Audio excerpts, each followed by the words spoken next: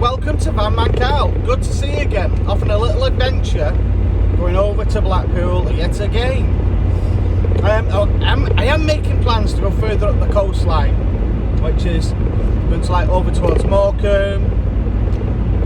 There's also Whiteacre in Cumbria, straight up and towards Scotland, back round towards Newcastle, that kind of way on. I just want to experiment different parts of the coastline and have a look at the views, the perspectives to the countryside that I've not seen before. It's just one of the reasons why I decided to put a cheap van together, because when you're in your van, you're a little bit higher up, you've got a better view than you have in a car, because when you're in a car all you can see is hedgerows, you can't see over the hedgerows. This size of van is fine for day sessions and short sessions. I was thinking of getting a Sprinter because they're a little bit longer, just as wide as these really, maybe a little bit wider, I'm not entirely sure. Just because I could have put a double bed in there, I could have put a fridge, freezer, a proper on the road stealth camping thing. Well, that's not stealth really in my eyes, because when you're actually in a big van and you park up somewhere, you stand out like a sore thumb. And especially with some of these coastal resorts now, they don't like camper vans or day vans in the area that you're actually travelling in or staying at. So hence why I've got the stealth van, the Vito. So when I go to the coast and I get tired, instead of me trying to find somewhere to kit, I can literally park outside someone's house on the main road. I can literally do that, and nobody's none the wiser, because I'll park up late at night after 10 o'clock and I'm gone by 6:30 in the morning, to be perfectly honest. That's why I've kept it the way it is. I am toying with the idea of putting the roof rack on and putting a kayak on the roof for the fishing in the sea and putting an awning on the side, but you kind of lose that stealth aspect of it. So when I parked up on, for instance, Llandudno front, I'm just a van. Clearly I'm in the back asleep, and if you open the side doors you'll see it's got a bed in there and a sink. But to the general public, it's just a van parked up, a tradesman's van. And one day, I hope it never happens, someone might try breaking into a van and they'll have a ginger guy staring back at them, sat up in his underpants looking quite shocked. I hope that day never happens. Oh well. So again, off to do a bit of fishing in the back of the van, may stay overnight, and we will see what happens. Now this is one of the little secrets of sea fishing.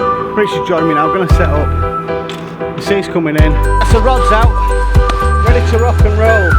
Oh. Starts to get darker now.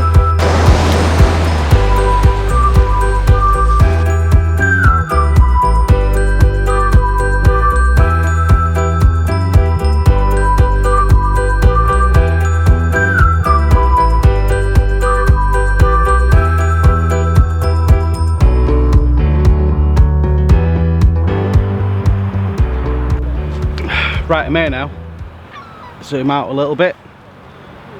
I'm going to have a drink of tea, my tea, which is currently going to be some cheese rolls from Asda, of all places. That's what I'm going to have for tea. What's this video going to be about? Well, there's two parts to this video, three parts actually. There's this video now, which is going to be about rough ground and gullies, and there's a lot of hands going in, isn't there?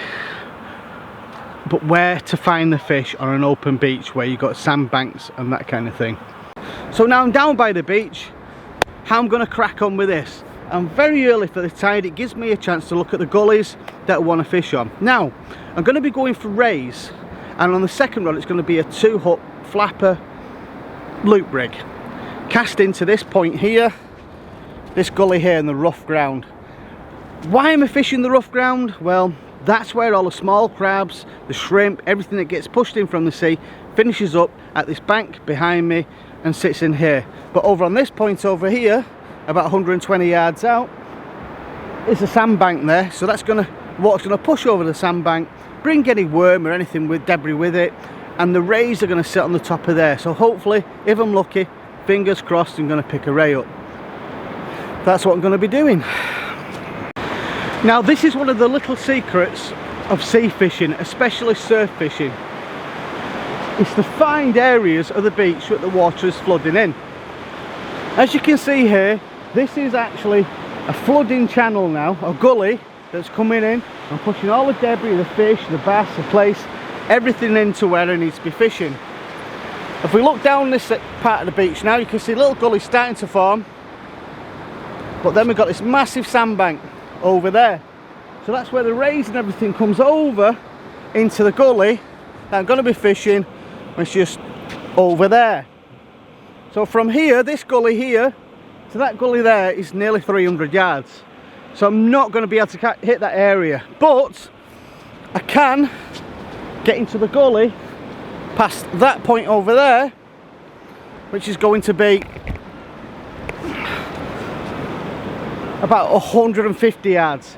That's quite a chuck. So I'm going to opt to fish behind me in the gully over there at the bottom of the beach, at the shelf of the beach, where the water's going to rush in on high tide, and along that gully is where the bass, the whiting and flounders will go in to try and pick the crabs, the small crustaceans, the shrimp at the bottom of that shelf. Let's have a look along the beach so you can see what I'm talking about. Now, over there you can see the sandbank. You see it there? There's the sandbank, and this is the gully which is coming in. Can you see it? And that's the ocean. It's currently flooding in, as you can see here. These are the kind of things you need to look for when you're doing this kind of fishing. Very important that you find them. It's coming in at a heck of a rate as well. So while I've just been standing here now, a couple of minutes, it's coming already about 2 or 3 meters. Gives you an idea. So when you're fishing a low water mark as well, be careful, because these gullies can fill in behind you very quickly, and that is a concern. Now some guys fish the gullies all the way back, going for the fish that's travelling along the gullies. That's one little tip. It took me a couple of years to realise that. Again, as you look at here, there's a groin over there, which is, if you look here, there's a groin there, big long sandbar, some guys playing golf just back there, and this is a second gully. Now when you go out on a low water mark like this is Cleveley's beach, further out there's parts of the beach which is where all the worm are, you know, your blowhug, your yellowtail, that kind of thing. That's where people pump the baits from. So low water mark on this, especially at night, is fantastic at low water, because you're fishing over them worm beds. That's one of the areas you want to be fishing. Got to be careful now because it's starting to fill in behind me, as you can see. So it also doesn't need to be that complicated. Keep your rigs simple, a running lead, a worm baits are good, nice and simple rigs, fishing off the shoreline, but fishing to them gullies. Now this is another feature to come to. On this beach, if you cast far enough, you can come past the actual first gully and fish right on the top of this sandbar here. If you can fish on the top of here, the rays will come up in here. Flat fish like to cover the sand and go over, then go onto the rough ground, picking the shrimp up, crustaceans that are in the water. And if you can do that effectively by understanding it, you've got a better chance. Now sometimes you fish, there's just no fish there, it just works that way. But most of the time, by following those simple principles of finding gullies where the water travels in, sandbars just at the back of the gullies, you've got a good chance of catching. Rich is joining me now. I'm going to set up. The sea's coming in, we're going to see what we're going to catch. So we've taken a look at where we're going to be fishing, we've got an understanding of that, and then next, let's get the rods out and see if we can catch something.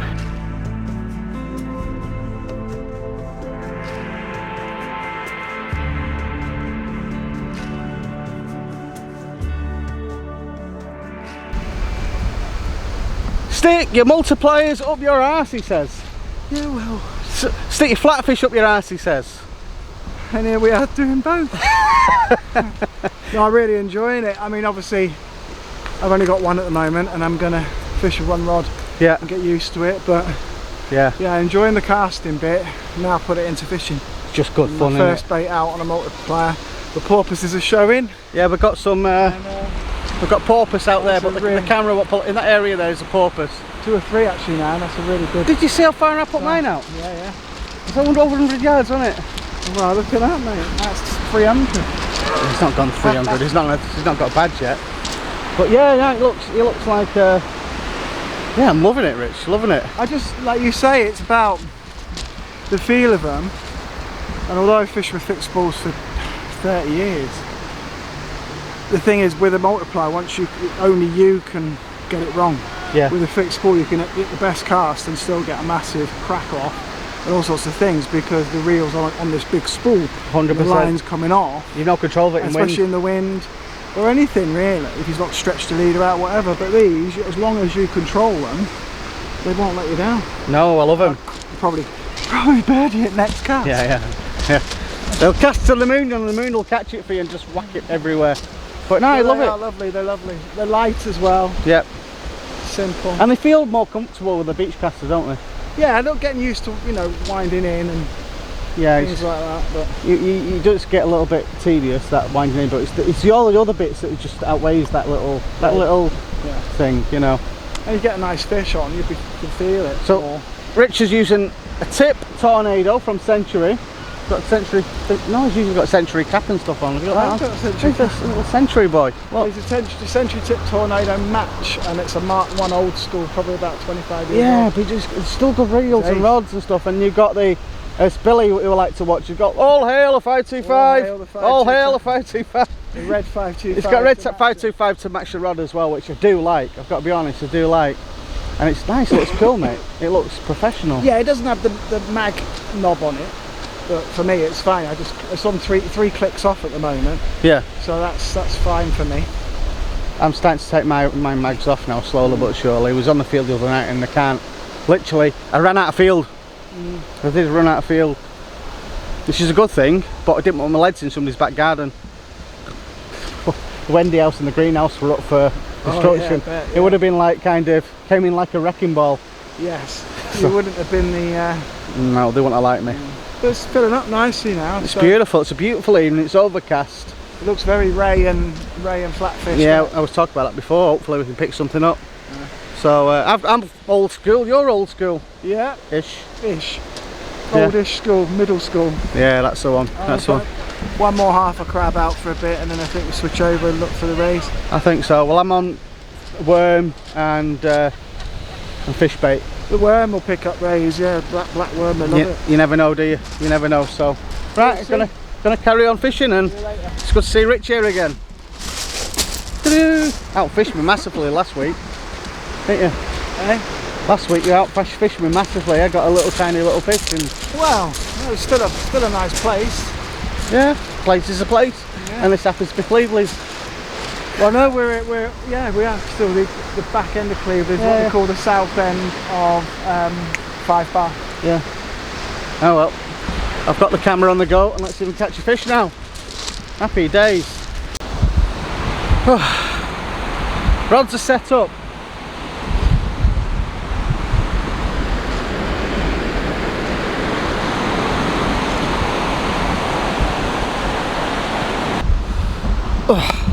There we go. High tide tonight is 9:30. We've got to fish. What time is it now? 7:30 till, I would say, 10:30, maybe 11 o'clock, and I'll make my way home. Get myself straight, unorganised. All good fun. Now, once the tide comes up and I'm on that part up there where the bag is, I'm going to fish down in that gully with a worm, not very far out, not very far out.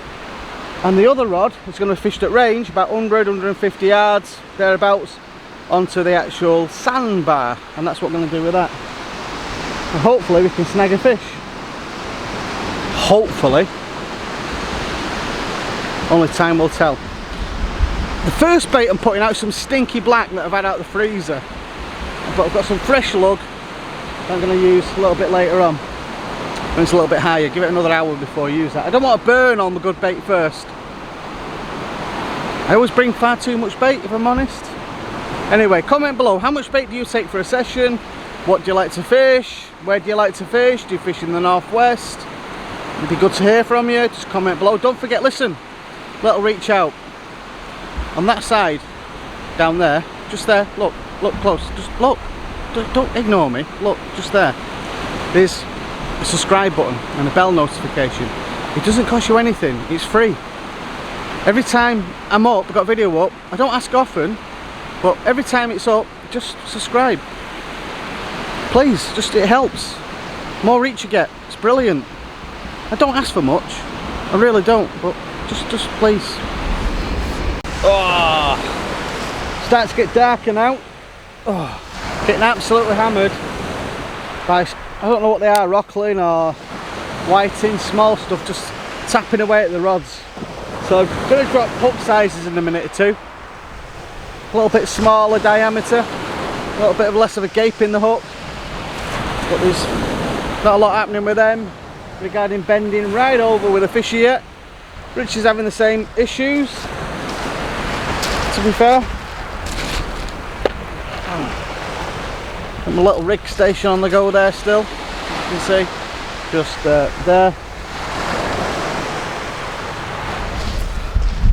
Just want this to go.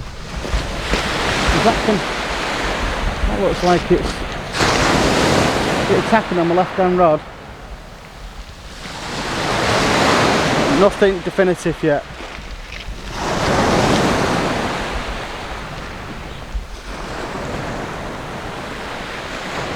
Don't know if you can see that or not. Come on. I prefer fishing at a night time over daytime, I've got to be perfectly honest. I never thought that would be the case in sea fishing, but I really do. We've now got a fine mist coming down, no wind. It's looking really good. This is the kind of sea now I'd love to lure fish and put a lure out. Maybe a top water lure, Pachenko or something like that. Still struggling for that bite. We're getting knocks but not definitive bites.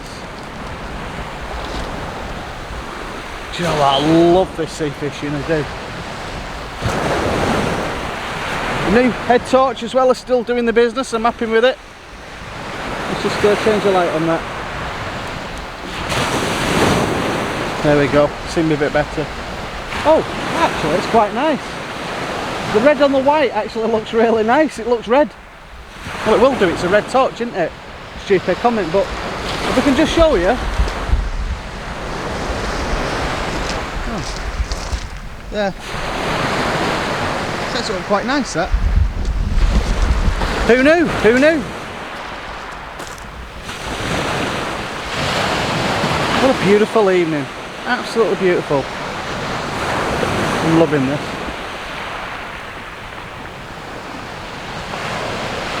So what we're going to do, we're going to change my rig to my left hand rod and my right hand rod now. I want to fish. So I'm going to change it and cast out. The casting's coming on now. I'm about 120, 130 on the multiplier without even trying properly. Which is kind of my maximum distance with the 7 or 8 ounce leg with a fixed spool. So I understand now why multipliers are more prevalent. Don't need to go that far, you can just go in the margin, but I'll get 0 bird's nest now, a full control. I feel like I'm sea fishing, to be fair. I really do. Right, let's put this down and then do some fishing.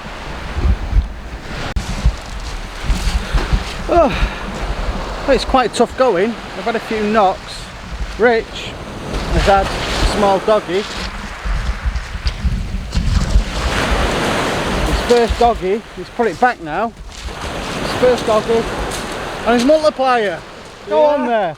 I know. I know, you're happy about that. I think it's fair because I think your first sea fish is usually a doggy, isn't it? It is. So to get your first fish on a multi. Yeah, chuffed a bit. Happy days. Little squid and sardine, tiny little sandy sized bait, yeah. It's a beautiful evening though. Yeah. I had a fish yet myself. Well, I just think at any minute, you know, we're on high now, aren't we? Yeah. Pretty much. So. Right, and I've gone changed my baits over now. I've dropped into that gully with worm, see what happens, and I've gone one on fish bait like you have. But on the sandbar, hopefully a ray comes over, or maybe a doggy, you don't know. It's quite quiet. There's not many people down the beach. You only see about 2 or 3 head torches, and we've got a mist over, haven't we? A little mist. Yeah, there's a few far end of 5 bar up on the promenade tip. Yeah. And then there's a few head torches down Cleaver's way.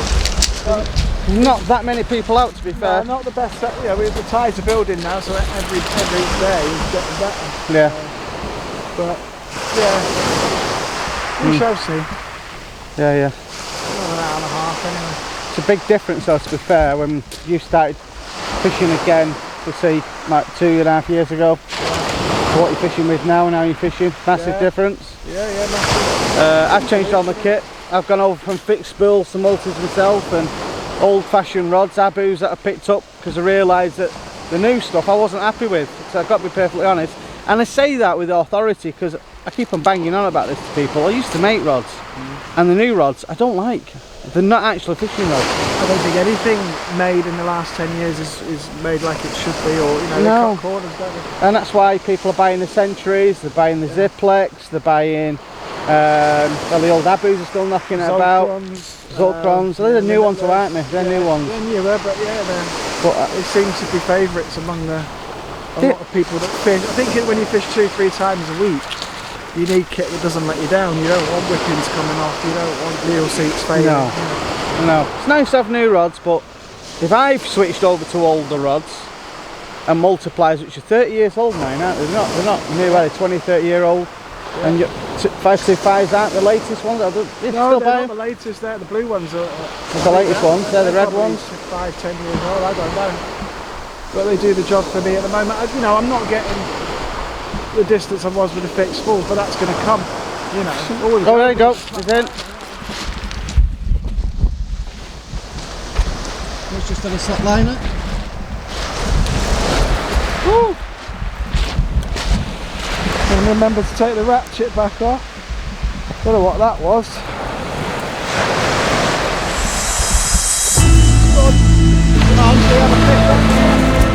It's a ray. This looks good. No.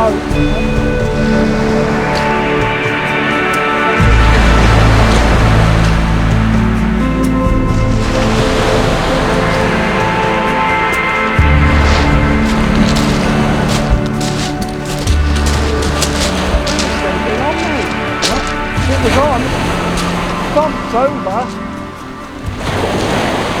think it's come off. Is it? Yeah, it thumped over like a ray. Boom, boom. Oh, that's a shame. Let's see what comes in. Might be a waiting.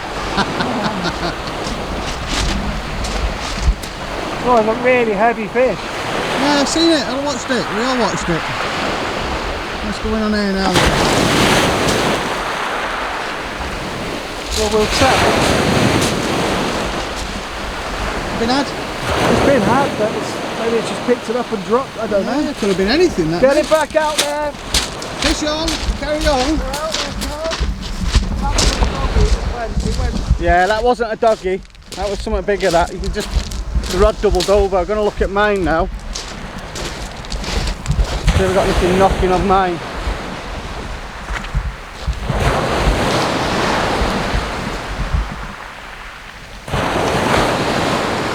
Fish out there, just got to catch him, haven't we? Right, I'm going to put the camera away now, and if I get anything I'll get back to you, because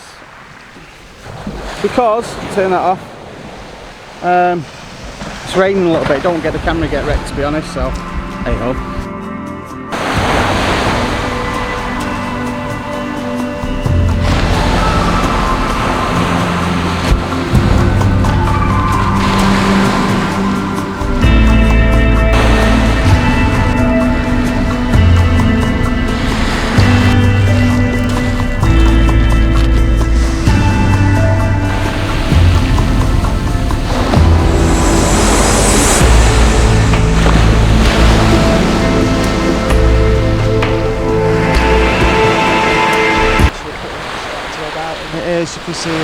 So, anytime now.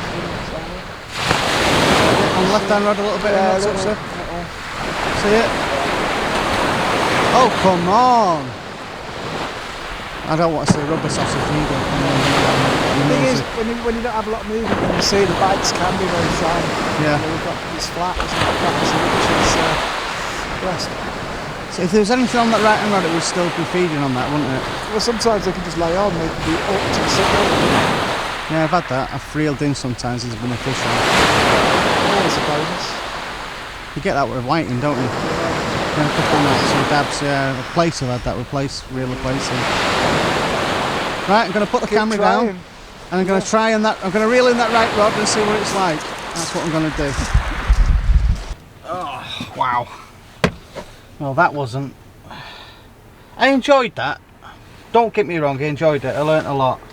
I didn't particularly catch anything. Had some knocks. And it was all good. Rich had a dogfish, lost a fish, and it's good to do that. It's good to try and catch fish. And now the whole purpose of this fan comes into its own.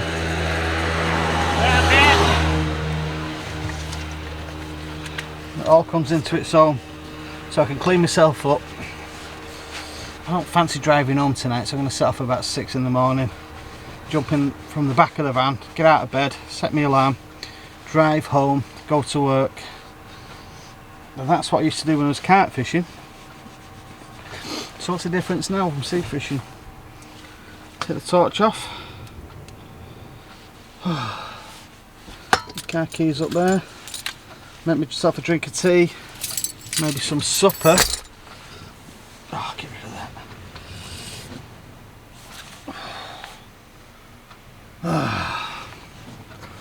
My word, fishing's fun. It is, it's fun. I'm trying to find what I've done with.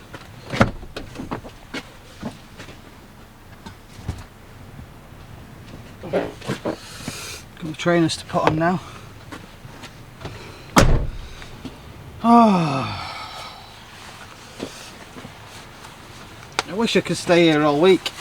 I can't, I've got too much to do. I've got to earn money. I've got to feed my family. I've got to do all the things that everybody has to do. At least I've got a sink to get cleaned up and tidied up in.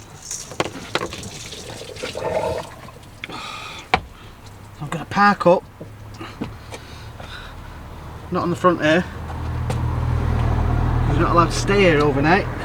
You're meant to be gone for 10 o'clock. It's currently 11 o'clock. I'll better check my windscreen, see if I've got a ticket or not. I don't think you get tickets, but it's worth checking, isn't it? I